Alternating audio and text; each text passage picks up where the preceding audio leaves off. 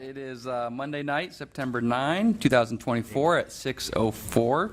Calling the meeting to order for the Special Committee for Justice, Equity, Diversity, and Inclusion. Welcome, everybody. We'll do a roll call, starting to my left.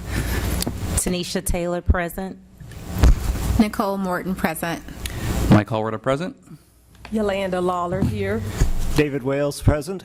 Dan Morton, present. All right.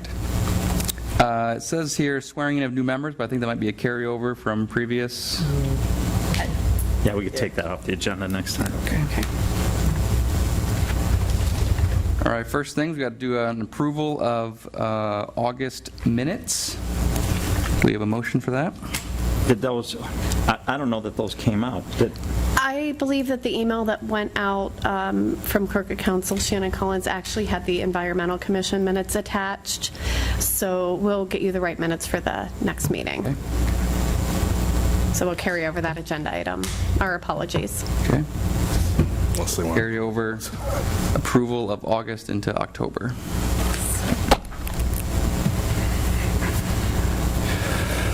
All right, anyone in the audience not already on the agenda have anything to say? We invite your participation. Love to hear from you.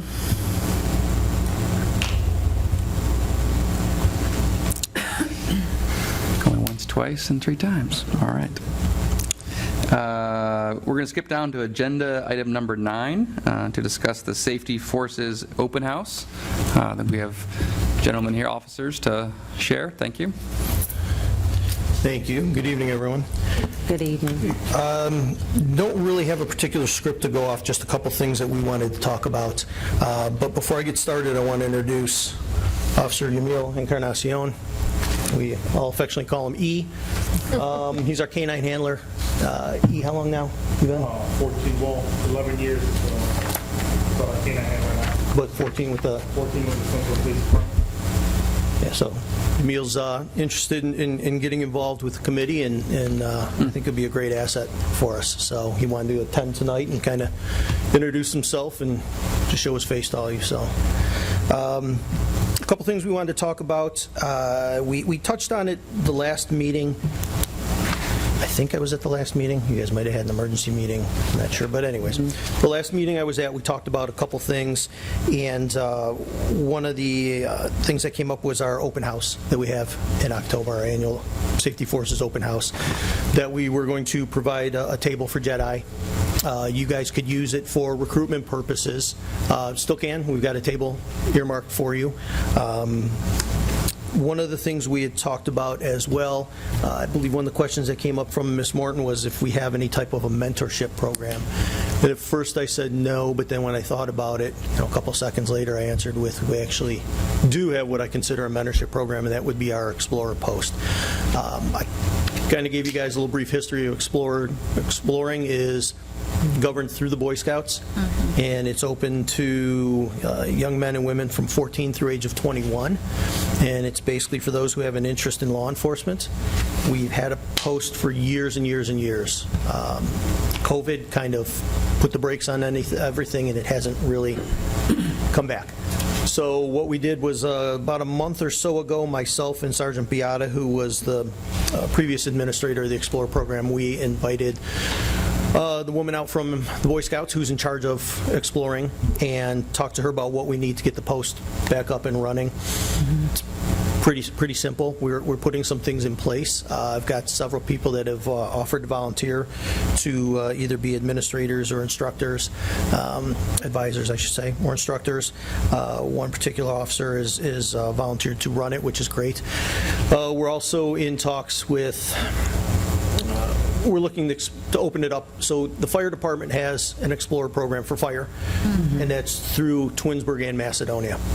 I reached out to Chief Yakupovich in Macedonia to see if they would have any interest in doing a combined Explorer post run here at our department. So he was going to put some feelers out, and I'm waiting to hear from him. Regardless of what they do, we're going to move on with ours, and I thought open house might be a good night to do a little bit of recruiting. The city's new marketing director, she is making up a flyer. We met last week. myself, Tammy, and Jenny met, and we're going to come up with a flyer that we'll have available, so I don't have it to show you now, but my thought was open house, possibly we could use a little bit of your table space to hand that out, maybe direct people over there. Again, it's for kids who are a little older. Generally, the crowd at open house is a little bit younger, but there's a lot of parents. Parents have young and older kids. Whether they think open house is cool or not, the parents will still be there. So I'm thinking we can put some feelers out then, as well as once the flyer is done, reach out through the school itself, and then, of course, we'll see what Macedonia, if Nordonia has the interest in it. So that's where we're at as far as open house goes. Does anybody have any question about that night? I don't know who all you intend to send. Typically, it's just a couple people, man a table, whatever handouts you have, whatever information you want to pass along. 5 to 7:30, I believe, are the hours this year, so we'd ask that you get there 4:45 or so. Just nothing else, a little easier parking and get your table set up, 4:30, 4:45. What's the oldest for initial appointment? Is there any activities, or what's the agenda for the night? It's pretty open agenda. What we have is demonstrations. He will be there doing a K-9 demo. Our drone team is there doing a demo. We have officers with the SWAT team, the U.S. Marshals Task Force. They're there with equipment on display. Typically, we have a couple vehicles on display. We have Summit County is sending a couple people from the prosecutor's office. They'll have a table. So that's on the police side. Fire side, they have demonstrations over there. They have activities for the kids. I believe through both sides we have, a bounce house or Yeah, I believe so. there's some type of activity that we're combined on with that. There's DJ that night. There's raffle prizes, giveaways. There's refreshments. So there's a lot. There's a lot. It's a big hit. Have any of you ever been to the open house? You need to come, because it really is. It's a great night. Both departments do a great job. Fire trucks are open, ambulances are open for the kids to look at, police cars. They have one side that these guys, I believe, serve hot dogs. The other side serves pizza, and it's just really it's a nice evening, and you can bring the kids there, and it's a free meal also. So It's a lot. Besides that, there's a lot for them to do at each table. There's something. There's all kinds of giveaways. Kids walk out of there, loaded with squeezy balls and little police cars and fire trucks, and it's crazy, but it's a nice night. It really is. Yeah, you'll see a lot of people there. Yeah, it's a good opportunity, to reach out to the community. Like I said, a lot of parents, a lot of little kids, but a lot of parents. So, hundreds and hundreds of people. So, it'll be good. Is the location right here? It's the driveway right over here between the police and fire department. We Okay. close down the drive at each end, and everything is right between the two buildings. The bays are open, so there's, activities indoors and outdoors. It's a lot of fun. And you get your steps in, too, because you got to park here and walk over there. Any other questions about open house? Or, if you do, feel free to reach out. Yep. But, we've got a few weeks still, but I think it'll be good. Aside from open house, I just updated you on the Explorers, so we're looking to get that going. Looking forward to that, and I'll of course, the committee will be involved, but I'll keep you posted as we progress through that as well. And then the other thing we talked about, I think when we met, we were in the planning stages for our police tests, and we're at the stage now where we're actively testing. So I've given you all handouts. The first single page is a handout for our lateral hires. And a lateral hire simply is for somebody who's already working in law enforcement or is recently separated from a job, no more than a year, typically. But it's usually officers working in departments who are looking to possibly jump to another department, maybe not necessarily a bigger department, but maybe a department with what they perceive as better opportunities, better training, equipment, things like that. So it's a pretty inclusive flyer. It's got a good little, it's pretty comprehensive with what we have to offer. It's got the QR code on it, takes you to the application. So we are fielding applications for laterals. Laterals have been coming in probably a couple a week. We have 2 officers right now that are in our training program, and one was actually our first lateral hire. He's doing very well, as is the other. The other one was a traditional hire. We sent him to the police academy. So it's kind of neat to see the 2 side by side, both at different stages of their career, because the other one already has several years of experience. They're both doing well. They're going to be great assets to the department. So that's what the first flyer is for, and that's something that we just have open. We're accepting the applications. The other one is for what I'll call a new hire, or somebody who maybe doesn't have any law enforcement experience. The way we work it historically is you don't have to have the police academy, you don't have to have your Ohio Peace Officer Academy certification. We will put you through the academy if we feel you're a good fit through our department. So we typically hire officers that have the academy already, and then they can go into the program, or don't. It's a pretty good mix, and we don't really weigh one more than the other. We want the right person for our job. So what we've done is, you can see on there, the dates it was open from was August 21st through September 20th. It's through what's called National Testing Network. It's an online test, which means anybody, anywhere in the country can take that test. The advantage to that is a lot of times you get people who are thinking about making a move. Maybe they have family in this area. Maybe they're moving this area for another reason, a spouse or something like that, but that's a profession they want to go in, or maybe they're already working in.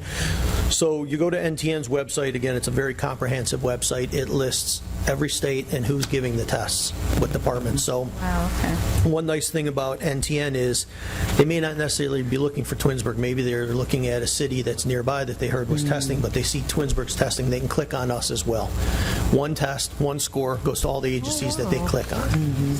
So the test is done, and what we did is we opened it up for that window. When that 30-day window is done, we'll pull a list from them. We'll establish a rank, then we'll offer physical agility. It's a two-part test. This is the written part. It'll work hand in hand with a physical agility test that we will run. So we will get a list of candidates who have passed the test, their order that they're in. We'll give the physical agility.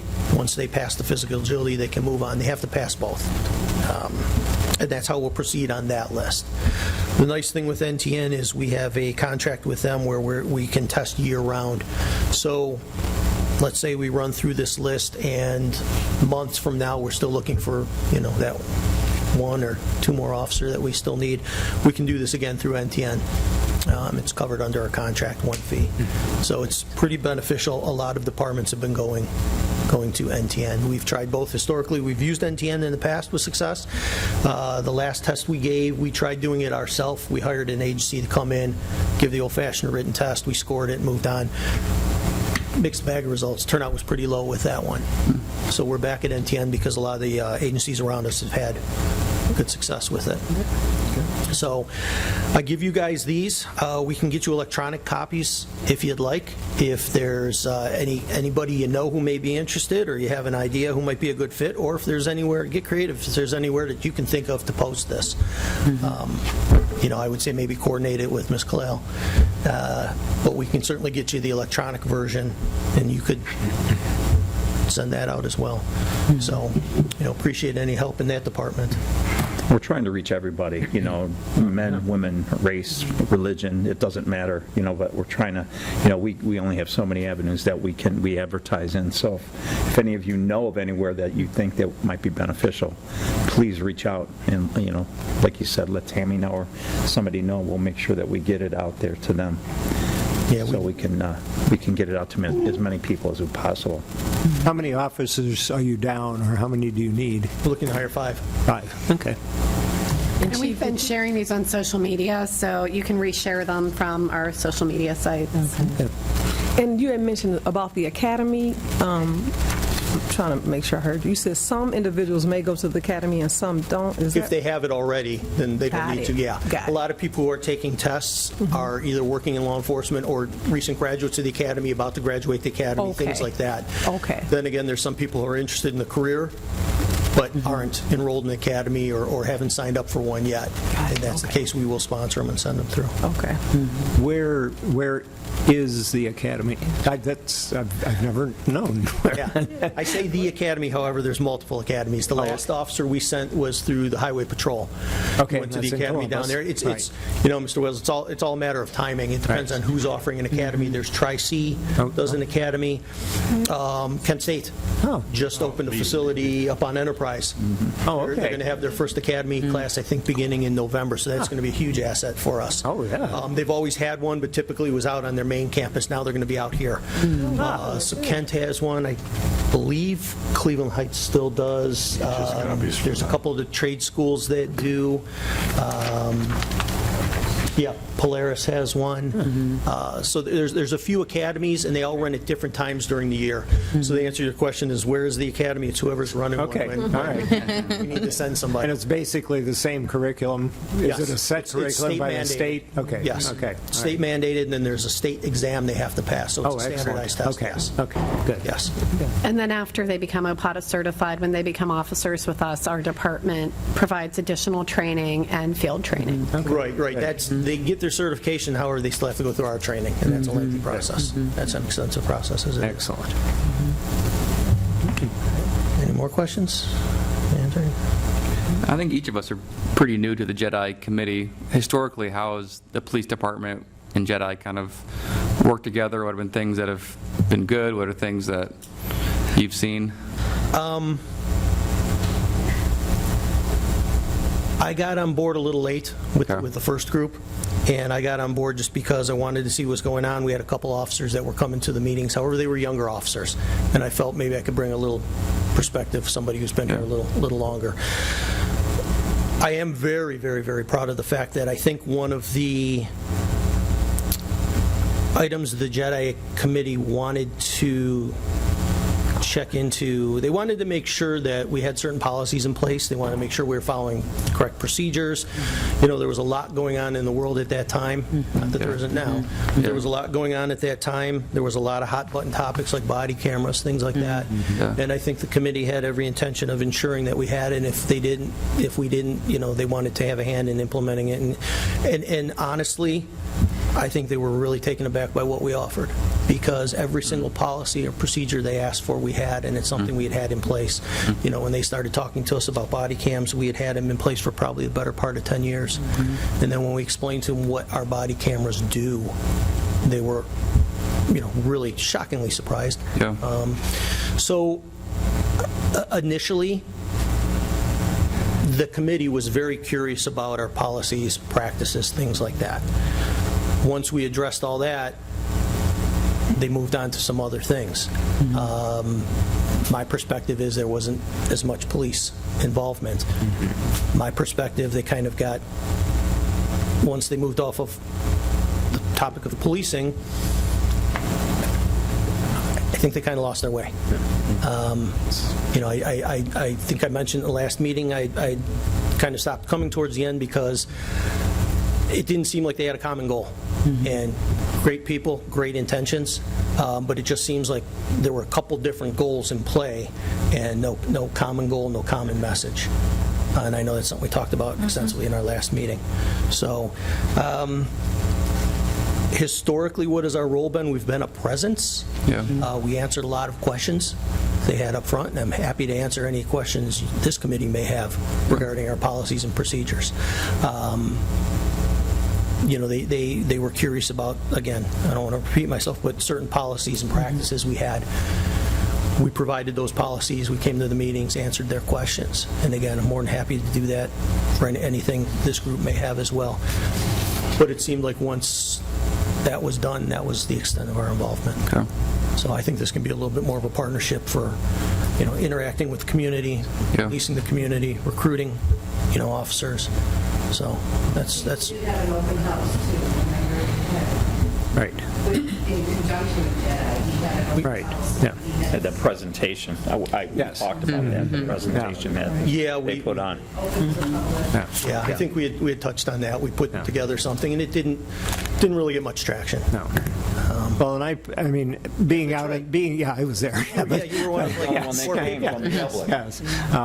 But being out in the community, and letting people know that I'm on the committee and that, you know, we're open to opening a dialogue with department heads, and I've heard nothing about the police, you know, no complaints, basically nothing. And I take that as a good sign. is that because I've said, one of our purposes is to open a dialogue with department heads. And, I make sure they understand that I personally can't do anything, but I can put people together. Sure, absolutely. And then, just kind of crickets, which I think is okay. And the more you all know, to be fair, the more you all know, then maybe you can answer some of those questions. Yeah. That it just might be something simple someone has. So on that note, I would say just reach out to me. If anybody Right, isn't yeah. familiar with the department, our officers, our equipment, give me a call. We'll set something up. Yeah. Shoot me an email, whatever it takes, and we'll get you familiar with it. Yeah. Again, I'm more than happy to be a resource for any questions you guys have. But beyond that, I just want to look long-term and, as I said before, view this as a partnership that we can mutually benefit from. Yeah, well, great, thanks. Well, I think the open house is definitely a great start to building a relationship, so really excited about, attending that and being able to be in the neighborhood and, meet the officers and kind of be a part of the community aspect. So I think that's Absolutely. a really great start for us to be there at the table and be with the different individuals that will be coming out. I think that would be just a great show for us to start with that initiative. Yeah, it'll be good timing. Daisy had a question. Oh, yeah. I just want to say that when we started off on the Jedi Committee back in 2020, we did have a lot of police officers that was a part of this group, and we could have had, 16 people that were around the table.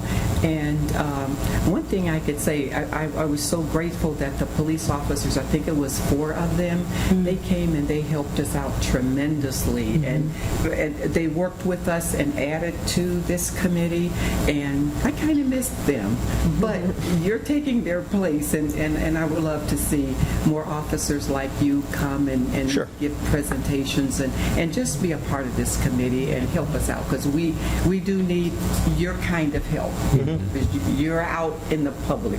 Sometimes we're here and we don't know anything unless you come and let us know what's going on. So I Yeah. do appreciate you, because you've been around, 4 years on the Jedi, right? It's been a couple, yeah. Not exactly sure. It's not exactly sure when I started. But and again, don't misconstrue it. I said the only reason the officers who were involved, I really appreciate them getting involved. They were a couple young guys. Yes. They were excited to do it. Great officers. I just got involved to give a little different perspective. That was it. Not that theirs was wrong. And that's what I'm going to encourage my officers that want to get involved. When Jamil expressed that he wanted to be involved, I was really excited, because he brings a different perspective than I do, and I'd like to get a few more people involved to give you those different perspectives of law enforcement. That's important. You don't need to just hear from me. You need to hear it from different facets of policing, different officers at different stages in their career with different functions within the department. So hopefully as this thing goes along, we can add to who's attending. Chief, I have a question. Are there any African-American male, females on the police force right now? On the patrol side, we have 1 officer, Rodney Guest. Dispatch, we have Miriam Stubbs. Okay, 1 dispatch, 1 Yeah, we have 2 patrol. within the department right now. But again, to the mayor's point, with recruitment, I'm open to anywhere and everywhere. We've tried. We've gone to job fairs. We've gone to career fairs in inner city Akron, inner city Cleveland. We've gone all over. It's just a very mixed bag of results. So any ideas you guys have, any input you have, I welcome, and that's why I wanted to get this material to you, because Twinsburg's a hell of a good place to work. Good salary, great benefits, great people, great community. We've always had the support of the community. Somebody who's interested in law enforcement, this is the place. We found that word-of-mouth recruiting is probably the most effective. So if you can reach out to your friends, family, neighbors, and get them to apply, we would love it. Yep. Yeah, well, you know what, so I know there's a couple people on the agenda. I don't want to take all the time. I'm going to ask E to step up real quick, just so you can hear from him, maybe get a little bit of his background. His background's pretty unique. I will tell you this, he's one of the officers that's more in demand in this area because of the Spanish speaking. There's a special code in the computer for translator, and it's because of this guy. You know, he gets called from other agencies all the time. So I don't want to put you on the spot, but just if you guys have any questions, I'd like just a couple things about yourself. Say it in English, though, because I don't, I won't understand. Good evening, everybody. Good evening. So as Chief introduced me, everybody just calls me E. That's for a very good reason. My last name is very long, so it's easier for everybody to remember. As the Chief stated, been here with the department for just over 14 years. I came from another agency prior to coming to Twinsburg. I can say that was the best decision in my life, is coming to Twinsburg. Not only did do I love the department as a whole and the community, but that was the biggest motivation to even move and be a part of the community. So that, some years later, I moved into Twinsburg, which I don't look back. I love every minute of it and love being here. I came, just to give you a little bit of background about myself, and I'm sorry if my Spanglish comes out a little bit. I came at an early age from Puerto Rico, grew up in Cleveland, and then after some time in military service, I came back and wanted to continue that service towards the community. That's why I went into law enforcement. I grew up with a deep sense of service, not only to others, but to the community. And that has continued on here. And thankful and grateful to have a department that allows me to do that. That being said, I know Ms. Walker, you stated that officers in the past had talked about different aspects of the department. I would like to ask, what type of things would you are curious about or thought about that you would like to learn about that we can bring forward to you and be able to speak about, that you'd like to learn about the department or any of the aspects of it? If there's anything at all, please let me know. I'll be more than happy to put something together and come forward, and I'll be able to speak about those things. I'm always open to it. And also, as the Chief stated, I'm one of the bilingual officer here in the department, having the Spanish background, because my primary language is Spanish. I do help not just Twinsburg, but other agencies, the surrounding area, such as, whether it's Aurora, Solon, Macedonia, Oakwood, Bedford, all these agencies in the surrounding area. You can contact me directly, and I'm able to do it whether over the phone or in person. So, any questions? No? All right, I'll leave it back to you, Chief. Thank you. Thank you. He said, it goes back to that question about the relationship with Jedi. Yeah. Past is the past. Going forward, I think, you're all new to this. We're fairly new, or it's a reset for me at least, so we can make it anything we want. So however we can help you, just let us know. No, we appreciate that. Thank you. Thank you. Thank you, both of you. Thank you. All right, I think next up, from City Communications, Mark, I'll just say G. One down. Mark Gutowski, Senior Communications Administrator with the city. I wanted to talk a little bit about communications overall and how the JEDI committee fits into all our other committees and departments and kind of what the city's strategy is. About a year ago, we subscribed, I'm sure everyone knows public records are a big thing here. What a lot of people might not know is that our social media platforms have to also adhere to the public records. So we have to, whenever anyone posts on our pages, we have to be responsible of capturing that data. Even if it's up there just for 10 seconds and someone takes their post off, we have to capture that data and be able to supply it if someone requests that information in a public records request. So we implemented a program called Archive Social about a year ago, and what it is, it's the city basically has to be in control of the social media pages so that we can add it to our account. And when we do that, we have a lot of nice features that we can work with on that. And we need to be cognizant that, social media is, it can lead, there are instances where cities have been sued because cities might take stuff off of social media, which once it's on there, we can put all our posts on there, but when a resident or someone else responds to that post, we can't just take it off, even if we don't like it. So we have guidelines, different words you can't use and stuff like that. This platform automatically goes in and, identifies those, so we don't have to sit at the computer all day and night. It'll send us messages. But it preserves the authentic records. Along with the post, there's things called metadata that are behind the post that tells you exactly when the post was made, the IP address it was made from, and those are some of the records that we often get requested to provide. We automatically archive, reduce human error, and it gives the city a full representation of our social media at whole, not only with the different departments and committees like yours, but this tool has features that allow us to look at the sentiment of different things we post, how the community is responding to that, what the community wants to see and know from social media. So those are good features to know. It helps guide us on how we write and how we post things. So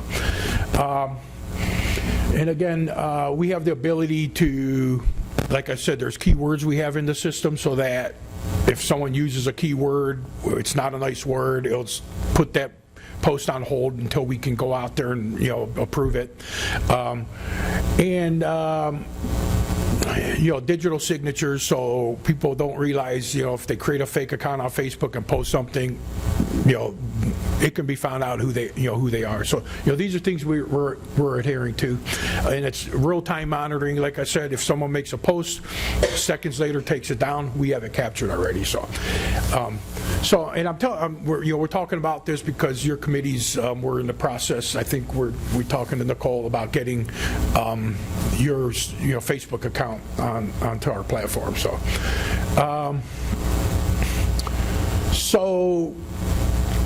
We want to also look at kind of like a centralized communication for the city. Even though departments and committees are separate, we want to have a same voice. There are certain things that need to be the same.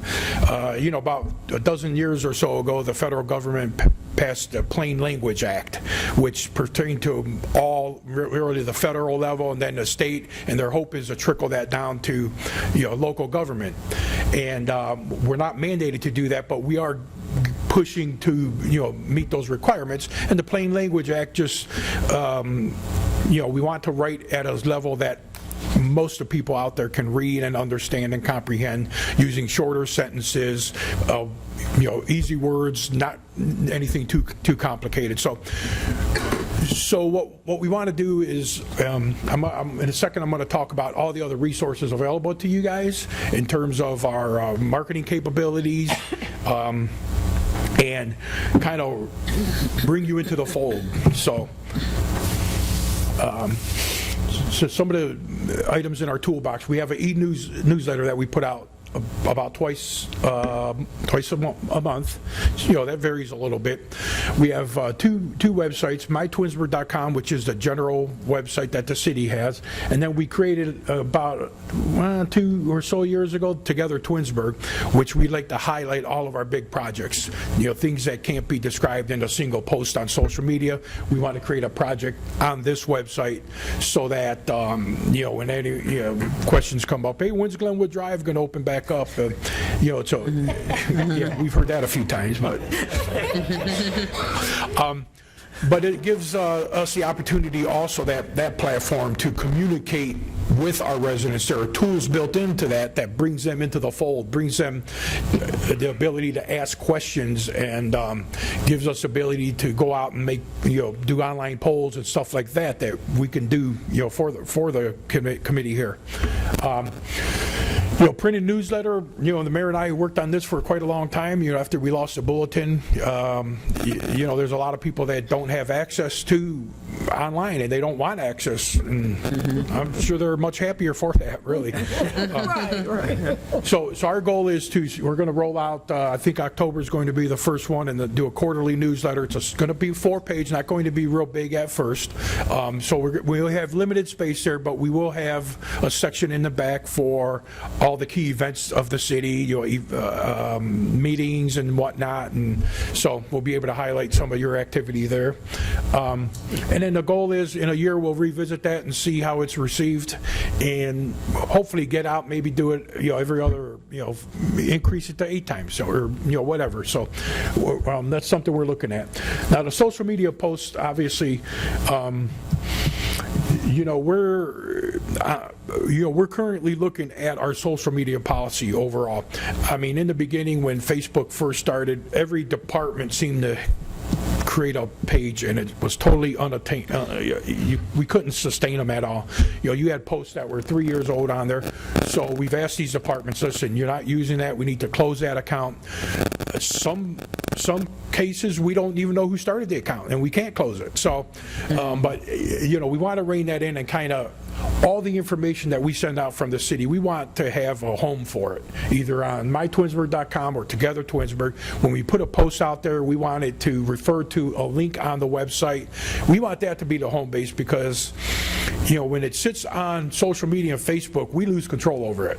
Especially some of these other communities, sites out there where we don't have the ability to respond to them. We get axed off because people don't like the truth, basically. So, and then community focus is our cable network. We still have our, if you don't have cable TV, if you don't get channel 1027, you're not going to see it. But they are a community partner for video. So if you guys have video stuff you want to get done, if you want to do some video messaging, if you have an event that you think a video would be beneficial to people, we can reach out to them. If they have the resources, they'll bring them out, bring their cameras out, and or take you guys to the studio and interview you if you have something of particular importance you want to get out. We also have the ability to communicate videos in-house here too, and some of the young people respond to video a lot more than posts, so we've accepted that here. And that's our PEG. We also have a very vibrant YouTube channel. All your meetings being recorded here are on that YouTube channel. So there's opportunity there. And again, polling and surveys, we have a lot of resources in that area, several ways of getting messaging out to people and getting their feedback, which is pretty important for the mayor, and as we want to really increase the transparency here at the city. So this is your home on our page. It's kind of hard, I understand, on our webpage, mytwinsburg.com, but it's one of the many board and commission and department pages we have. And we're working right now with our policy. We're meeting currently to kind of decide what items need to be on each one of these pages. So you guys talked about how the community can communicate directly to you. Instead of we're in the process of removing all of our email addresses from the site because the spammers get a hold of them and send us things. So we're going out there, and we have a form on your site, so it makes it really easy. People don't have to open up their email. They can fill out the form, boom, send it, and the message goes to, I think Tammy gets these, right? And then she can send that to whoever. So, but we have a lot of space on the right-hand column. There's other tools that we can put into this onto your page. We have. We can do image slideshows. We can put data tables in there if you want to compare data over time, and quick links if you have certain agencies or anything of interest to the JEDI committee. We can link directly on your page on the right-hand side from that. Again, opinion polls, videos. So that's again, and I'm not sure where we're going to end up with the independent social media pages. We're looking at that now, and we may make a citywide decision to really eliminate those and just kind of move everyone to this this platform. That's all we consistent. So I know. Consistency is the big thing. That's what it's really all about. We need to be consistent. Yeah. Can we consistently keep the social media page? Well, I want to be consistent. I want to be compliant. I also recognize the ease that our community feels when they can communicate and engage with us on Facebook. I don't know if it's just this is human nature or what the why is. People go to Facebook much faster, much easier, and with greater frequency than they do the city page. You're right. Whether it's like, oh, I can't navigate it, or it's like 7 clicks versus 1 click, whatever the reason. And we've noticed from the parade to the other things we've done in the community, so much traffic and so much positive engagement on our Facebook page. Well, we'll talk about that. We'll bring that into our discussion here. It's something we're definitely talking about. There's a lot of other things, and I think the law director is going to talk a little bit about the public record stuff. We touched on that, but there's other legal issues with the information that's on any of our pages. The city is held accountable for that information no matter who puts it out there. So if we can bring the city into the fold and before things are actually posted on the site, go through our processing here, maybe change some language a little bit, we might be able to accommodate that a little more. But really, there is when it's city government, we really need to control what's out there. So we'll keep you informed with that. We'll keep Tammy informed, and we hear you. We do. We hear you. So any other questions with any of this? I'm sorry I went real What fast. have you found most effective? Like if you had a YouTube, e-newsletter, That means we can't capture it. what kind of traffic rate with the? Well, honestly, Facebook's not it. I can tell you that. Yeah. And I don't know. Well, I know when it's the only thing you have, it might be. But we get a lot of response from YouTube. But like I said, it's the younger generation is much more visual than I am. I mean, I like to read my news and all that stuff, but they just like these little snippets. I really think if you guys can get small snippets, 2-minute videos out there, that would be beneficial, and get those on YouTube and directly on your page here. Newsletter stuff. If you have of course, events we can definitely get on the newsletter, and we'll push that out. We have a pretty good audience, thousands and thousands of people we send that newsletter to, and we have I think we send it out to about 6,000 email addresses we have, and we get about 58% engagement rate where people actually open those emails, which is a huge number. That's great. Huge. I mean, the average is like 18%. So we reach out, to a large group there. So I think, the videos and that e-news that we put out twice a month is really effective. What I like Do about see the value with it linked to also the Twinsburg site in terms of like getting other parts that not just the focus on Jedi, that if we kind of make the initiative to draw people to that, then they're seeing other parts of the community as well, opposed to just, Jedi. So I can see that if we made this more interesting or guided people to it and it became a landing page, then it now lets them have access to everything that is surrounding Twinsburg in that space. So I think that also just helps bring everyone to in full circle too. Yeah, absolutely. And not sure if I mentioned that. I think I mentioned briefly, but I think it's really important, and we've done a pretty bad job here, but we're reining it in terms of having all the news sitting on our website. We have, I I can't bring it up now, but on our website, we have 2 big news sections. And you guys have your Jedi page, which is, you can find it real easily at mytwinsburg.com/Jedi, so you don't even have to do all the navigating. You can just, go there from there.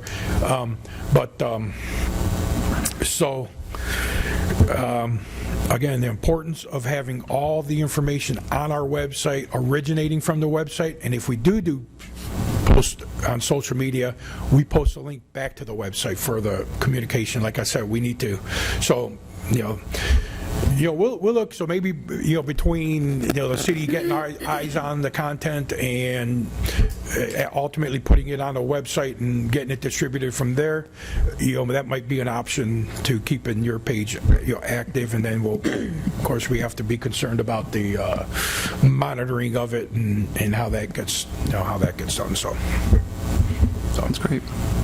Anything else? No? Thank you. Yeah, thank you. It's great. Thank you. How many pages? All right, I think Jennifer B. I'm just going to stay consistent. That's what I heard from the mayor, is stay consistent. So.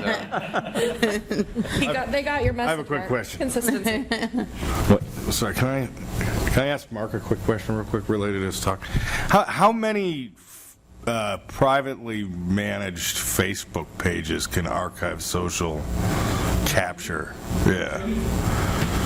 At one point, we had, I think, 14 or 15. And Archive Social can monitor all of those at the same time? Well, yes, it can.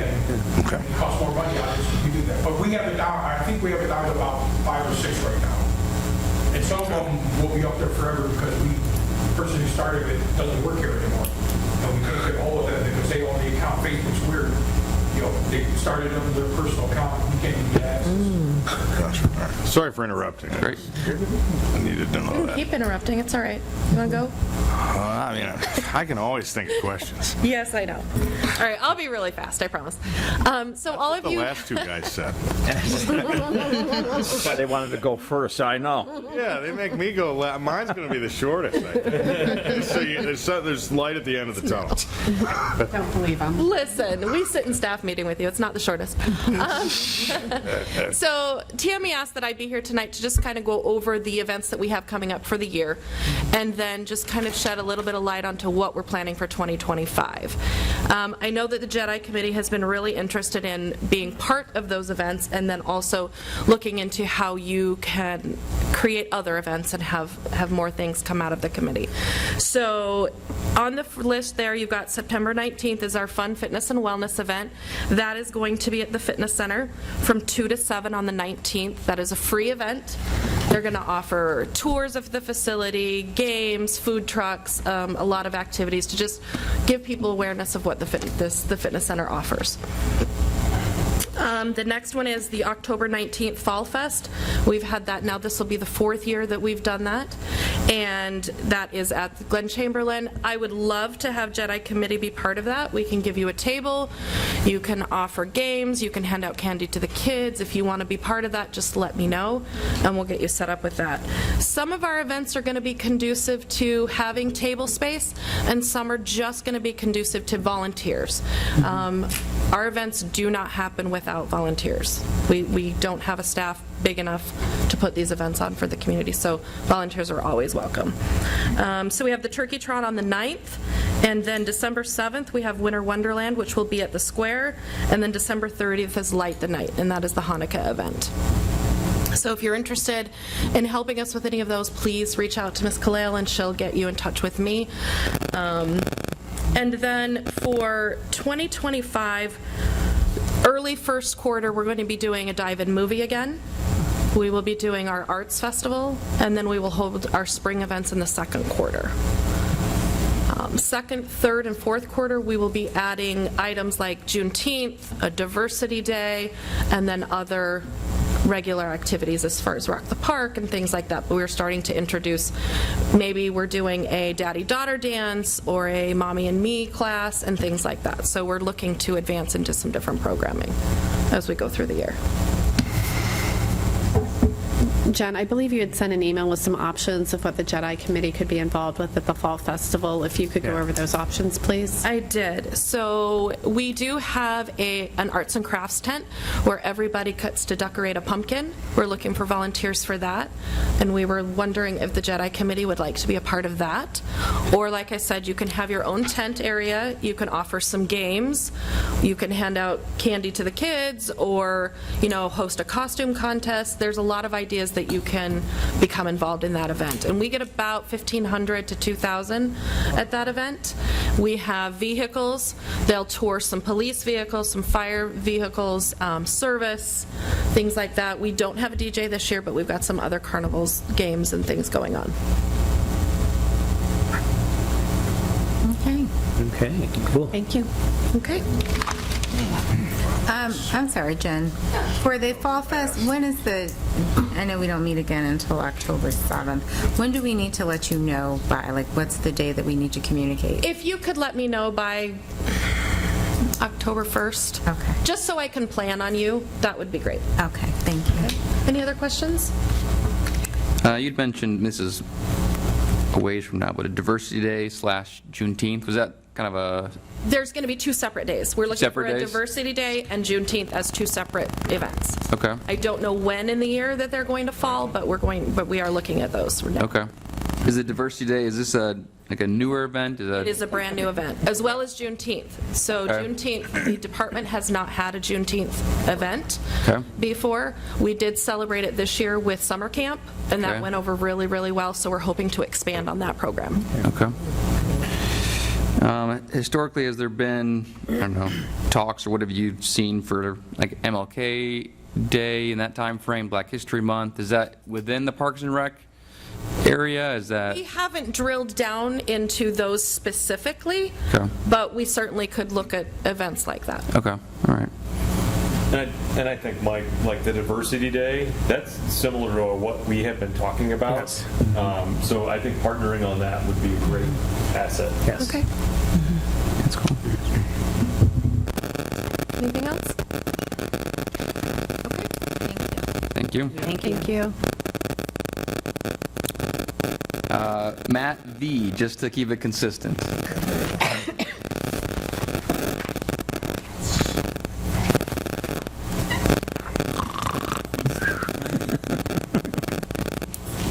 There's one other phone there, the microphone.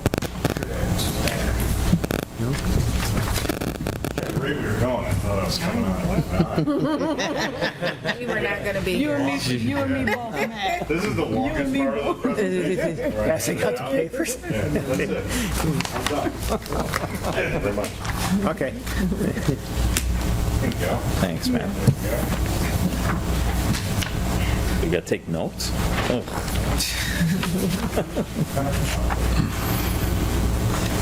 It's to practice your handwriting. Yeah, right. Yes. Make the loops. Oops, sorry. It was David clearly. Say, that's the You're 30, done. Your time's up. the 30-second mark. That's on I have YouTube 30 right now. seconds left. So, actually, okay, we're running here, perfect. So, actually, I think I have some good news from a time standpoint.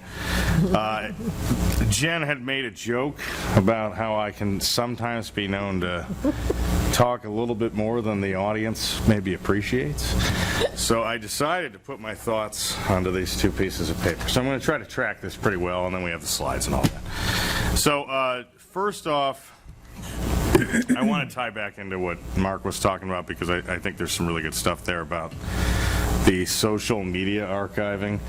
That is a big issue in public records for municipalities and political subdivisions within Ohio.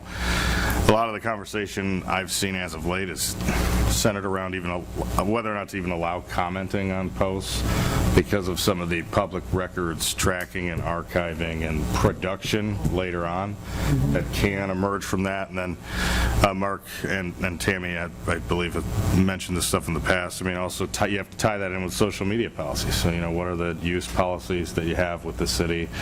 Then also your records retention schedules and how your social media use complies with that, or your destruction of your social media use complies with that. But all of that being said, I've always said it's my advice to try to push the social media voice to one person or some administrative person within the city, that you then, as a commission, don't have to worry about, oh, did I delete that accidentally? So, come up, maybe an agenda item at some point is, how you handle your marketing of your events, and, whether that process is, you're talking about what you want to do for an upcoming event, and then you identify somebody to work with, Tammy and Mark, and we have a lot of really talented people on staff that can help you create a vision that I really think can, or a marketing vision that could really get the message out for whatever you're after. So at that point, we'll skip like the first 4 slides. I think I'm eating into all the time that I had allotted, but that stuff was great, and I didn't want to miss out on that. So without further ado, most of you here were here last time. I handed out a memo, and I promised I'd come back because it's so interesting and exciting, and I know you guys wanted to see the second half of the movie. So I'm going to follow up as I promised, and we're going to talk about the Ohio Sunshine Laws, and I'm going to dig into a little bit more depth than we did the first time, but I'm still going to keep it pretty high level. And I will say this at the end, and I will say this right now at the beginning, and I know I said it a bunch of times last time. Please reach out to me if you have any questions. This is not meant so much as to teach you everything. It's more meant to make you dangerous and know what to look for and decide, oh, shoot, I better call Matt or call Tammy. As I said, Tammy, you have a wonderful resource here. So keep that in mind as we go through, and if you have any questions at the end, we can talk about them. But again, you'll get my contact information. Feel free to call me or shoot me an email. So moving on here. So the Open Meetings Act requires public bodies in Ohio to take official action and conduct all deliberations upon official public business only in public meetings where the public can attend and observe. Public bodies must provide advance notice to the public indicating when and where each meeting will take place, and in the case of the special meetings of the public bodies, the specific topics that they're going to discuss at the meeting. Public body must take full, accurate minutes of all of its meetings and make these minutes available to the public, except in the case of executive sessions. I'm going to pause here for a joke. It was funny that we had the environmental committee's minutes on there.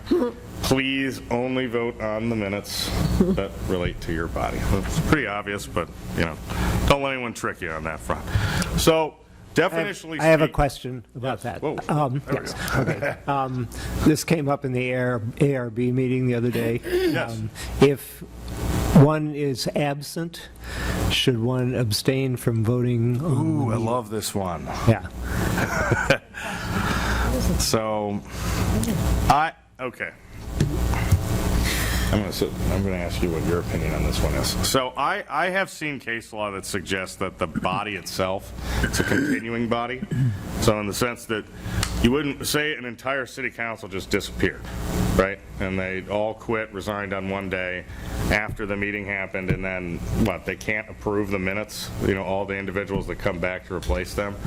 So I have kind of taken what I call this obnoxious lawyer position on it, which is that I normally see people's comfort level as members of boards and commissions say, I don't want to, I'm going to abstain when I haven't been there. I say that's fine. But I will tell you that I think from a legal standpoint, there's at least an argument that as a member of this Jedi committee, you can vote to approve it when it's necessary to approve the minutes, in that crazy example that I came up with where all of the city council resigns the day after a meeting and the minutes need to be adopted. But great question. I have been asked that probably 50 times now. That's a wonderful one. Okay. So I don't know if you have any fun anecdotes to add to that, but No, I would agree with what Matt said, but in addition, we have the wonderful ability here to go back and watch the video. And so I suggest, if it makes you more comfortable, that you go back and watch the video of the meeting that you missed, and then you'll feel at ease reviewing the minutes. This is why I love this. That ties into another one. So another question I get a lot are, especially in land use boards, where you might have a more complicated application that comes before you, and it might span multiple nights, multiple meetings, and therefore you run into a similar situation where an individual says, well, I wasn't there on night one. I don't know what to do. Am I allowed to participate moving forward? And from the same logic and why I thought of it when Tammy was talking there, nowadays it's great. We have videos and catch up quickly on what you've seen. But when I started, it was like, well, minutes haven't been prepared. But we would work with, the members and say, okay, here's what was distributed. Here's what they talked about, from a staff side. But no, just because you missed one meeting doesn't mean you can't ultimately vote on that if you're present at the meeting when the vote, obviously, is going to be had. But that's great stuff. So back to slide 4 here. Definitionally speaking, public bodies are any decision-making body of a municipality. So the key there is that includes any committees and subcommittees thereof. So here, for example, the JEDI committee, it's a committee that was created by council. We sit here in this open meeting, this public meeting that's open and available to the public. But a key point to contrast at that spot is the Open Meetings Act doesn't actually apply to individual public officials or to the meetings that are held with them. So you have a mayor here sitting tonight. The mayor could create a committee. The mayor himself is not subject to the Open Meetings Act as an individual office. Therefore, his committee would not be subject to the Open Meetings Act. Compare and contrast, you have your committee created by council. Council is subject to the Open Meetings Act. Therefore, this committee is subject to the Open Meetings Act. Now, as you'll see here on the slide, this is the awkward positioning here, so I apologize if I'm squinting a little bit. There are 2 types of meetings that are recognized in the Open Meetings Act. So you have your regular meetings and your special meetings. Regular meetings are the meetings that are held at the pre-scheduled intervals in a local political subdivision. That's generally your monthly meetings or your bi-weekly meetings with some of our boards and commissions in local government. The time and place of those meetings needs to be noticed in advance to the public. You then have a second kind of meeting, which would be basically any other meeting outside of your regular meetings. That's a special meeting. The time, place, and the key here, the purpose of the special meeting must be noticed to the public with at least 24 hours advance notice. And importantly, and I'm going to pause here for a second because this is something that does get missed from time to time. Importantly, the public body may only discuss those specific issues that were noticed to the public in that time, place, and purpose notice. The conversations at your special meeting, the business you're taking is limited to what was noticed to the public. You can't veer off into other topics with the same amount of leeway that you have at a regular meeting. So let's dig a little bit deeper, but not too much. For fear of, running into like the 10 o'clock hour today. Now, what is a public meeting? So the Open Meetings Act defines a meeting as 1, a prearranged gathering, of 2, a majority of the members of the public body, and 3, for the purpose of discussing public business. It doesn't matter what you call yourself, meeting, workshop. I think I talked about this the last one. You can come up with any name for your meeting. If the get-together, we'll call it, satisfies that test, then the gathering is subject to the Open Meetings Act and read back into regular meeting requirements versus special meeting requirements and so forth. Now, I know we talked about this. The Open Meetings Act governs prearranged discussions, not unplanned encounters between members of the committee. And we had a nice conversation about that. So I'll say it again, and it's on the slide. What is governed are prearranged discussions, not the unplanned, accidental, you stumble into somebody at a grocery store in town and so forth. However, and we talked about this as well, prearranged for purposes of the Open Meetings Act does not require that a majority of the members participate at the same time, like we are right now.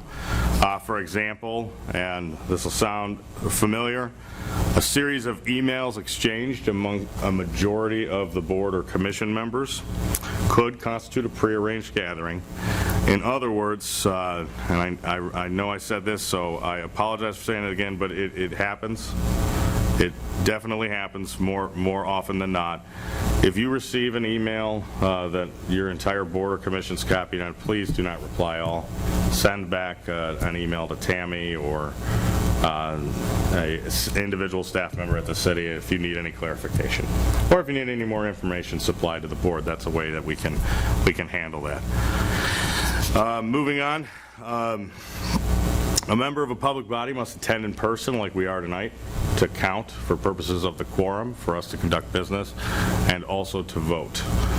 You cannot call in or Zoom in or dial in. There was temporary legislation at the state level during COVID that permitted that. The temporary authorization has now since expired. So we're back to the traditional rules within the Open Meetings Act. You have to be here to conduct business and to vote. Another key component of the Open Meetings Act is that the meeting must be open to the public at all times. Kind of, you get that with the title of the act. But one thing that I think a lot of people are not familiar with, which we'll have a quick footnote right after that, and that I think is very notable, the Open Meetings Act does not require that the public be given the right to participate. The Open Meetings Act only secures the right for the public to be here and observe the board or commission or the council conducting the public business. However, like I said, a footnote, many local charters, ordinances have provisions in them that secure the right for their electorate or their jurisdiction to participate in the public meetings. And a quick for instance here would be our council. So our council, both at the caucus meetings and the regular meetings via the agenda and its rules, if you will, have 2 spots for members of the public to participate in the meetings. But that is not there because of the Ohio Open Meetings Act. That's there because locally our leaders want to make sure that the residents and the public can participate. Now finally, as it relates to open meetings, and we won't dig too far into this one, there is one way that a public body, like a board, commission, or committee, can exclude the public, and that's through the vehicle known as an executive session. You'll see here on the slides, there's a couple reasons I note that are statutorily permissible reasons to go into an executive session. We're not going to dig into that. If you do have a situation, this is actually kind of a joke that I don't think people really laugh at all that often, but I'll keep trying. You, at boards and commissions like yourself, where I'm not here every single meeting, I always laugh when you see me come in. A lot of times that means we might be having an executive session. So if I come back in a year and I roll in, then you'll probably have received some type of an email in advance from me, and we're going to have an executive session. We'll deal with it at that point about the purposes, and we'll make sure everybody knows what's going on before they're asked to do any vote.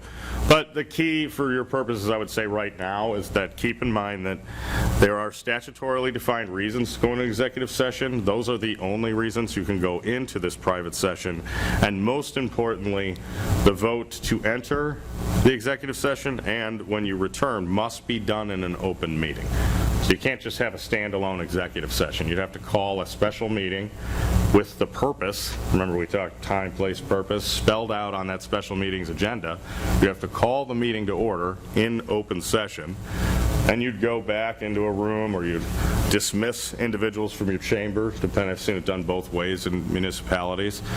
And then after you're done with the executive session, you would come back in, invite the public back in, if for only to say, we're back, I'd like to adjourn the special meeting. So keep that in mind. I've always thought that was kind of a procedural thing that demands a little bit of attention. So that's the Open Meetings Act side of this. As promised, we're going to talk a little bit about public records here. The second component of the Ohio Sunshine Laws, the Ohio Public Records Act. So Ohio law provides for public scrutiny of the documents of the public entity. We talked about this with Mark already. Public records are, quote, records kept by a public office, end quote. Now, there is a three-part test that seems to be popular within the sunshine laws, that we use our three-part test. One, any document, device, or item, regardless of physical form or characteristic, including an electronic record. Note, the physical form of the item does not matter so long as it can record information. For example, emails, text messages, maps, photographs, audio recordings, video recordings. So that's part one, any document, device, or item regardless of physical form or characteristic. Part two, created, received by, or coming under the jurisdiction of a public office. And part three, which serves to document the organization, functions, policies, decisions, procedures, operations, or other activities of the office. It's the message or the content, not the medium, as I said, that makes a document a record for purposes of defining whether or not it's going to fall under the Public Records Act. Importantly, as I'm sure you can piece together, any communication that satisfies that above three-part test is subject to disclosure to the public. If a document or any other item, as we talked about, emails, text messages, audio, does not meet all three parts of the test, then it is a non-record and it's not subject to disclosure. Now, before we end for the night, I always like to go back through the three parts briefly. So, part one, any document, device, or item, regardless of the physical form or characteristic. And like I said, what is important here is that the item can store information. And here are some examples. I think I forgot to mention blueprints, voicemails. Those are all items, in addition to the items that I mentioned before, that can be public records. Now, as we talked about, there are things that are not records. So one that I have seen a lot as of late is point one there on the slide here, that are requests for information or to answer questions. And I think often individuals submit the public records request, and they don't realize they're actually asking a question. They're not asking for a specific record. And that goes back to that three-part test, that what is explicit in that, or at least implicit in that, is that some document or some tangible item that can store information exists at the time that the request is made. That's what a public records request is. That's the definition of it. It is not, what did the Jedi Committee do last night? Question mark. That's not a request for public records. And we do see stuff like that a lot. And Ohio law provides for municipalities to object to requests for information or to answer questions. As you may imagine, if municipalities couldn't object on those, I mean, we would be hit with thousands of questions a day from people, and that could cause government to kind of slow down to just sitting there answering requests for information. So it's requests for existing documents or records, not information, and then also unrecorded information. I think can I use your example? So Tammy has a good example of that, which is the phone call. And I'm probably not going to tell this one as well as you, but I'll try. So someone might say, I want a copy of the phone call. We have records that show that this phone call happened. Well, if we're not recording the phone call, obviously, that's it. We'll give you the record of the phone call if that's an existing document. We can, even in a story Tammy tells, you can acknowledge that that phone call happened. When you're talking to the requester and you're working together to narrow down what it is that they're after. But if it's not recorded, it doesn't matter that it could have been information. It's a non-record. So that one does come up as well. Let's see here. And then finally, we have no duty to create records to respond to a request. So that's another one that comes up often, and that is exactly what that line is. I mean, if it's not an existing record, as I said, it does not get provided. So the burden is on me if I want I need to know what I'm asking for, not just so general. have to be specific? To a certain extent. I mean, I would say you can't go on a fishing expedition, right? You know, like, I just want all of this. You know, I want every single document from this person to that person. But if you did do that, our obligation, or the obligation that I would advise to the individual handling the record request, and this is an obligation pursuant to the Act, is that we work with you to identify how our records are kept. You know, if we can sense what you're after, so we can say, hey, those are human resources records, for example. You know, say you're asking for all communications related to, you know, a former employee. And we're like, well, you know, that might be tens of thousands of records. So our obligation and what we do here is any time we're going to deny a record in our response based on that type of style of request, we then will say, here's what we think you're after. And I'm kind of in plain speak. Here's what we think you're after. Here's how we keep those types of records. I always like to advise to provide an example, you know, for, like, you could request this and this out of this set of files. So ultimately, at the end of the day, it's not as easy as just saying, okay, well, no, we're not going to do that. What we do is we say, no, we don't have a legal obligation, but what we do have an obligation to do is to work with you, and we always take great pains to invite requesters by providing them information to help them narrow that request, or just to kind of tell them a little bit how we do business here in the city. So it's not just, we don't just sit there and kind of hide behind the legal exceptions. And then when I do this request, like, you are, and I'm using the word allowed, I don't know. Yeah. You all are allowed to say, why do you want that record, right? I'm requesting this record, I'm specific. The reason is immaterial. Right, okay. Yeah, right. like, that's not, we don't, yeah, we can't say, oh, well, why do you want that? Yeah, I mean, what we can say is that's an overly broad request. Okay. Or that's not requesting records that we keep, you know, in the sense of unrecorded information, or even a record that we don't have. Or a record could be destroyed. But in the case of the overly broad requests that involve, you know, massive amounts of responsive documents that are essentially just complete duplications that would be more designed for a fishing expedition as opposed to requesting specific documents, we're not just going to say no. We respond back and we say, okay, here's why we're objecting. We have an obligation to cite all the legal authority on the objection as well. So we can't just say, no, it's overly broad. You know, we'd say, no, it's overly broad, and we'd cite the case law behind that, and then we would provide, you know, reach out to, you know, the public records custodian in that case might reach out to Tammy as the HR director and say, hey, we received this request. It's being denied from a legal standpoint, but we'd like to provide more information about how your files are kept in that denial. And then we'd send that back, and we would invite the requester to work with us to help them find the document that they're after. So at the end, I always say it's a collaborative type of approach. I don't know if that's what the drafters of the law said, but that's how I've always felt that it plays out when you're doing it the right way. Would that be consistent with your experience, Tammy? Yes, and to your point, we're not allowed to ask the purpose of your request, but when we're engaging in that interactive process, we may ask questions to help understand better what it is that you're looking for so that we can better serve you, to let you know what records we do keep. That's a great point. Yeah. Sometimes we're asking not to get at the why, but to help us understand what file series and documents that we do have could provide, you know, a window into what document you're actually after. Great point. So part two, this is pretty straightforward. You know, that's going to sweep in a lot. Created, received by, or coming under the jurisdiction of a public office.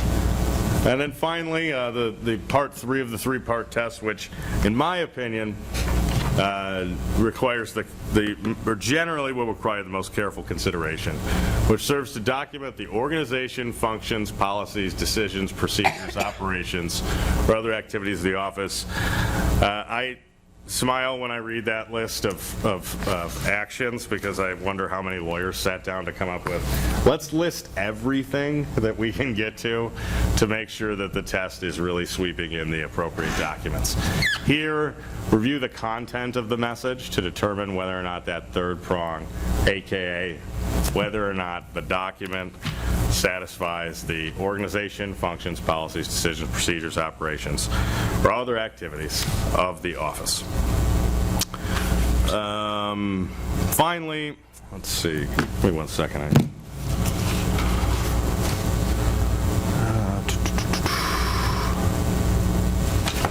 My apologies here. That's right, of course. We'll do the bonus slide. So just a little fun at the end, some miscellaneous points about the Ohio Public Records Act that I have found over the years are probably most interesting to people. Juvenile records treated the same as adult records. Wow. That's one that every time I tell somebody that, they're like, what? No, impossible. I'm like, no, it's true. Generally speaking, juvenile records are treated the same as adult records. 2, you cannot contract around the Public Records Act. Doesn't matter what contract you're using, collective bargaining agreements, individual contracts with vendors. There is no way to contract around the Public Records Act, and contractual provisions that have that in there are going to be void. And the reality of it is, what does that mean? We run into issues with confidentiality with private sector vendors who might have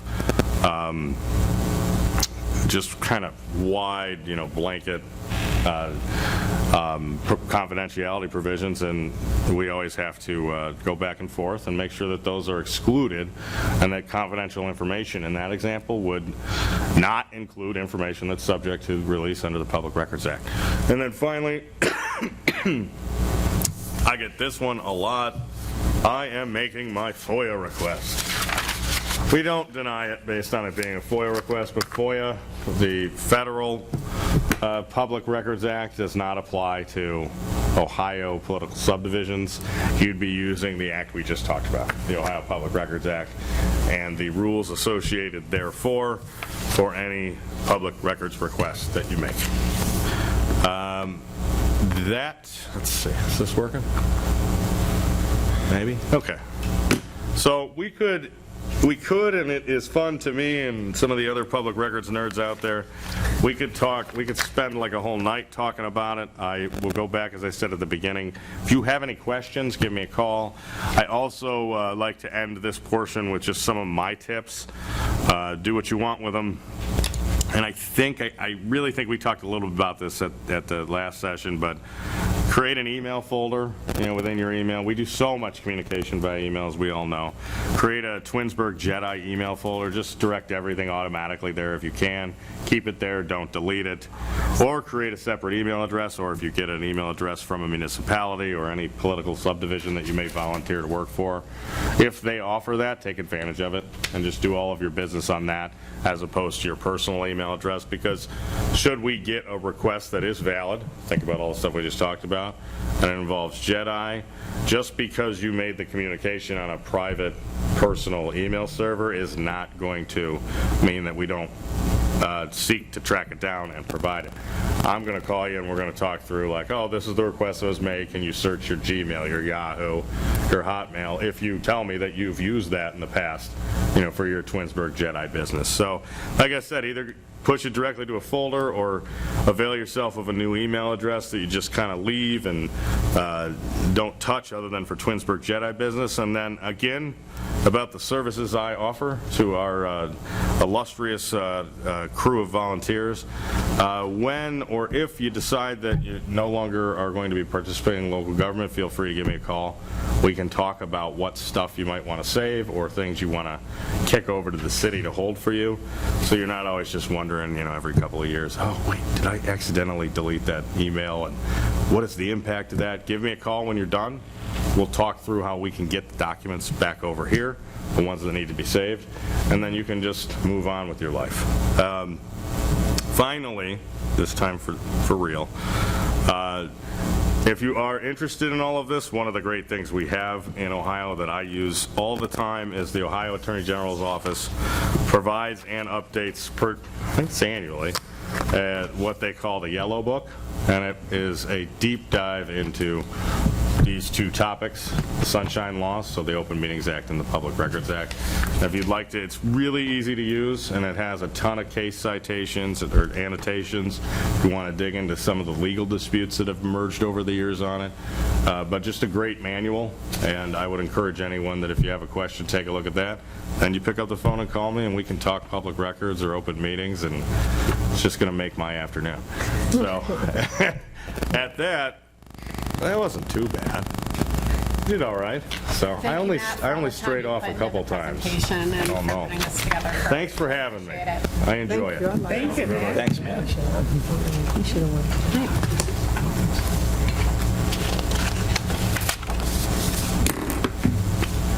All right. Item 10 is on T-shirts. It's the invoice. Okay. Can you remind me what we need to do with the invoice here? Yes. So T-shirts were purchased for committee members, and one of the members paid for them. And so we need to vote to reimburse the member for the purchase of the T-shirts. And then I would also suggest, if you want to order some extras to have going forward, that you make a motion for how many T-shirts you would like to order, so that we can approve the funding to order the additional T-shirts. Okay. All right, so looking for the first motion to reimburse Tanisha Taylor for her purchase of 8 T-shirts for the Jedi Committee.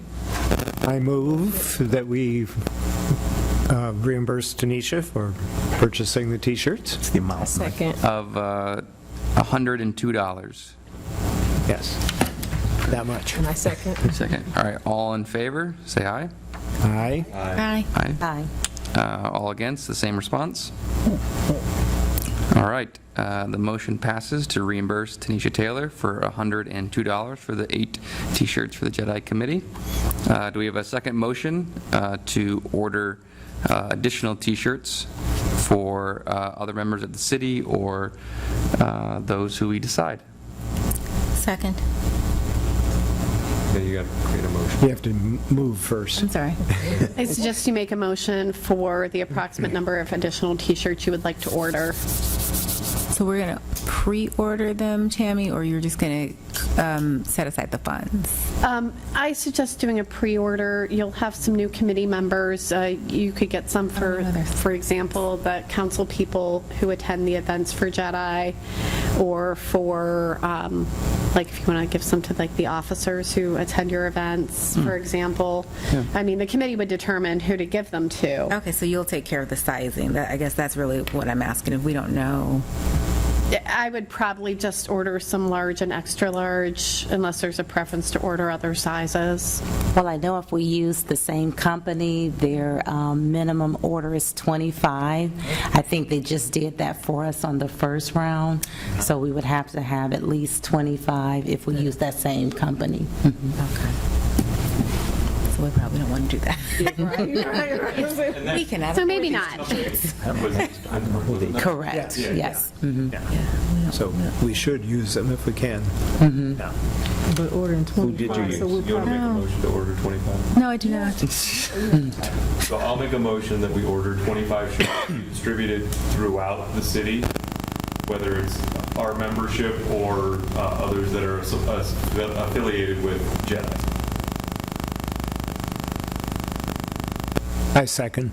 David Wales seconds. All right, all in favor of ordering 25 additional T-shirts to be distributed, say aye. Aye. Aye. All opposed, say nay. Nay. I guess. What's that? Motion still passes. Motion passes. So the motion passes to order 25 additional T-shirts for the Jedi Committee to hand out with their discretion.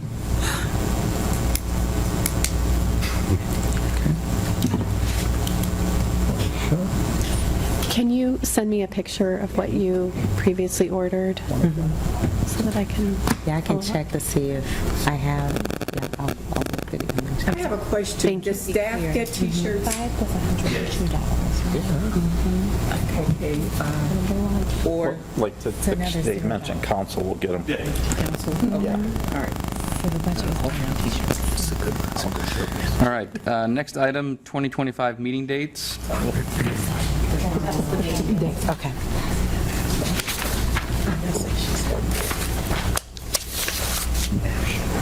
Everybody wants that Jedi swag.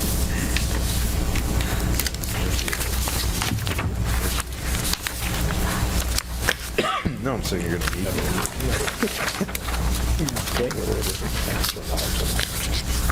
Looks good. Oh, thank you. Oh, I forgot those people. All right. Do you need something from us for this, Tammy, or what would be just FYI, or? So the clerk of council prepared this as the tentative meeting dates. Okay.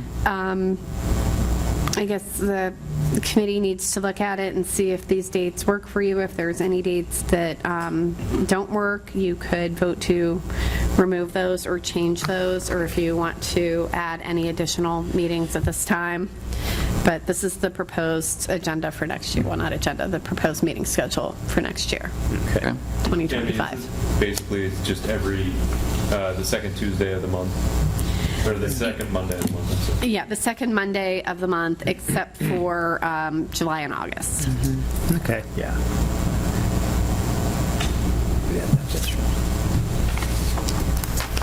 Do we need a motion to approve this? Yes. We do, okay.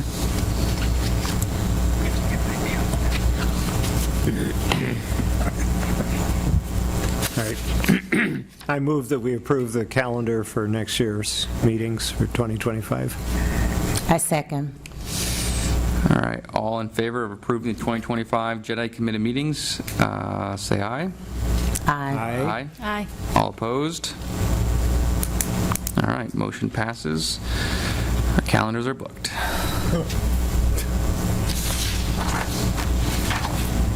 Is there any more meetings this year yet? Yes. All right, does anyone have any unfinished business, new business, or miscellaneous? So we do need to find out, because the Tiger Tailgate was rescheduled from last week to this coming Friday, 9/13, so we need to, because of the weather and the thunder, so we need to find out who is attending that reschedule. I will be able to be there. I shall come. Is this Friday?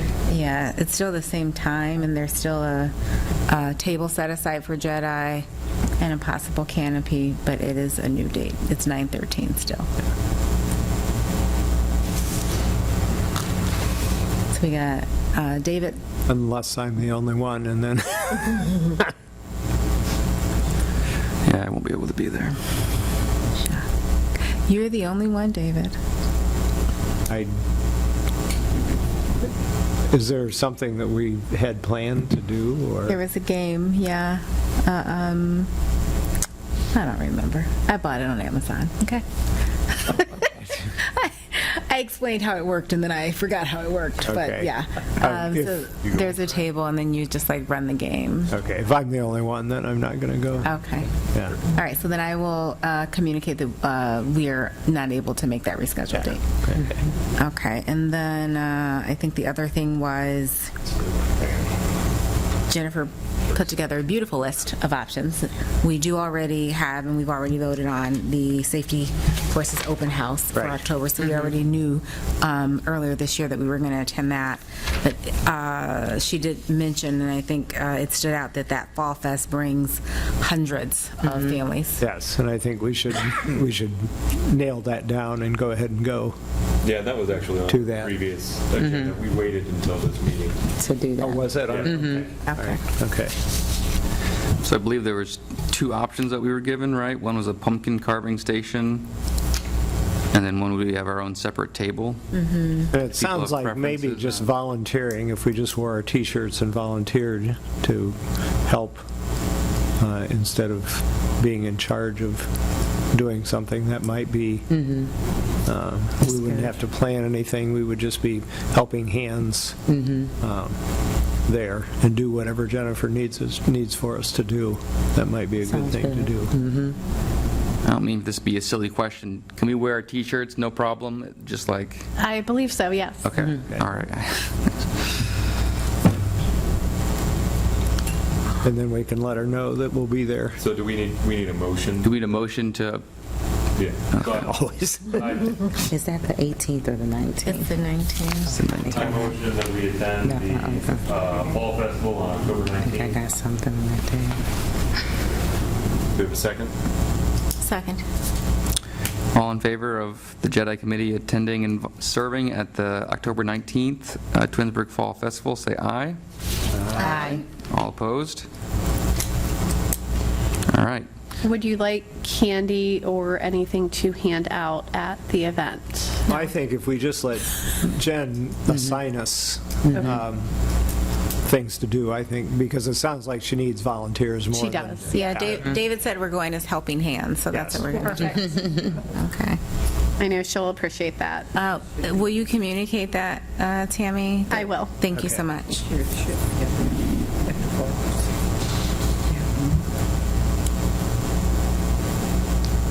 She said there's a lot of people that are going to be over. I don't remember, did we pass a motion to attend the Safety Forces Open House last time? We did that like months, and I feel like that was like May or June that happened. I think we're good. Yeah. Okay, we're good on that. Okay. Any other unfinished business, miscellaneous?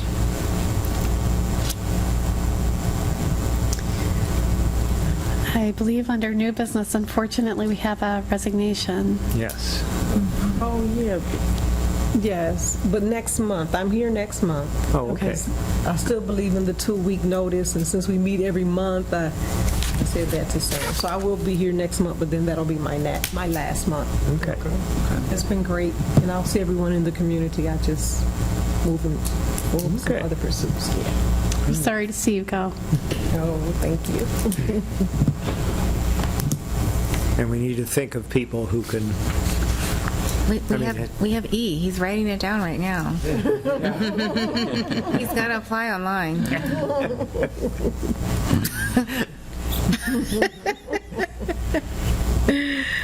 I was interested, I don't know the best way to get this information, but just like the overall demographics of the city, just in terms of age, race, ethnic breakdown, what's the best way to... Of the city or the workforce? What was that? Of the city or the workforce? City. Okay. There's census data available. After I started here last year, I actually looked at the demographics, and I compared the demographics of Twinsburg to Summit County, and I found it really interesting that Twinsburg is a microcosm of Summit County. The demographics are very similar. So the U.S. Census Bureau has the data. Okay. Thanks. You're welcome.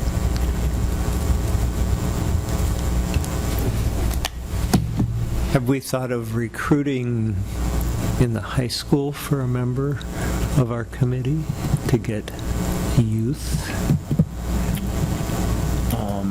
I mean, is that possible? I don't know. Possible, but that would be a temporary... what do you think of somebody that young? Yeah, right, yeah. Serving on this? Yeah, I don't know. That just popped into my head, and so... On any of our committees, we used to have on the Environmental Commission, I think, or one of them, we had a teen member.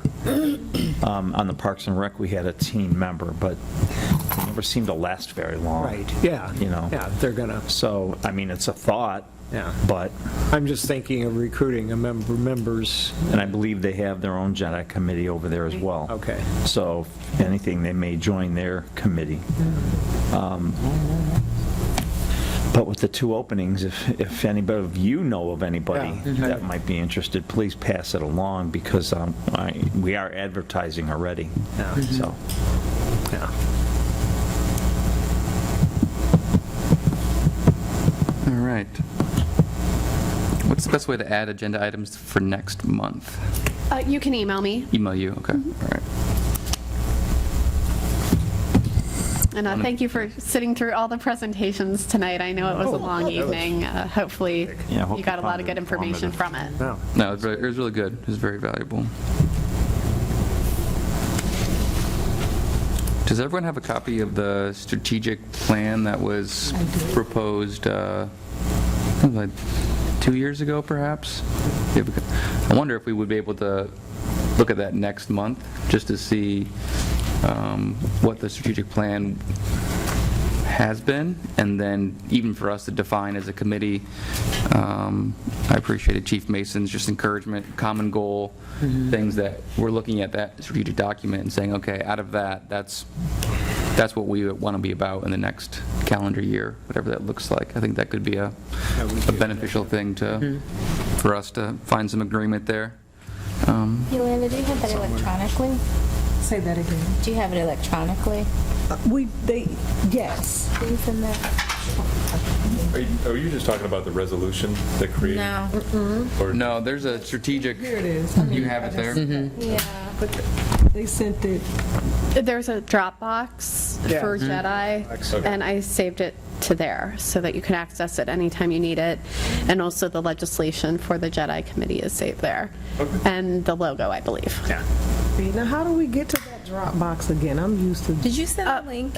There was a link that we were sent. I can resend it. And I'm just wondering, Tammy, if you did that before Daniel and I were sworn in. Maybe. Sorry. That's okay, don't be sorry. So yes, I can resend the Dropbox.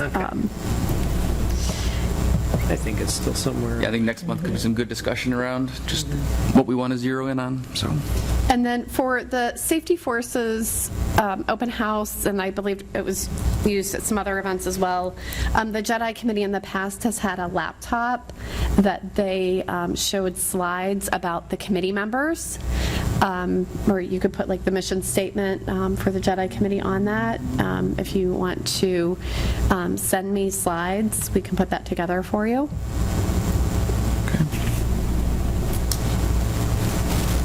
Like each of us would send you like a picture of us, or? Sure. If you have one, you can send a picture with some information about yourself, maybe say why you wanted to serve on the Jedi Committee, just whatever information you want to share. Yeah, I think, is it okay if we just include photos of what we've done so far in the community, like the events that we've attended so far? That would be great, too. Yeah, I think that's just to punch it up a bit, other than people looking at our photos and bios, right? So, yeah, so if you want to send those, I'll work with Mark or our marketing coordinator to put that together. Okay. All right, anything else? I have something. Okay. I was just wondering, I think I talked to most of you about this, but did you get a book like this with Justice, Equity, Diversity, and Inclusion Committee? It's the Jedi Committee. No. We weren't making paper copies anymore. We were sharing the documents electronically. Okay. So Dropbox would be the place where that is stored. Okay. And if there's anything you want added to the Dropbox, just let me know. Okay. We can always print from there. Yes. Okay. Sure. Yes. I still like to print things out myself. I know. All right. Next committee meeting is Monday, October 7th at 6 o'clock, and meeting is adjourned at 7:46.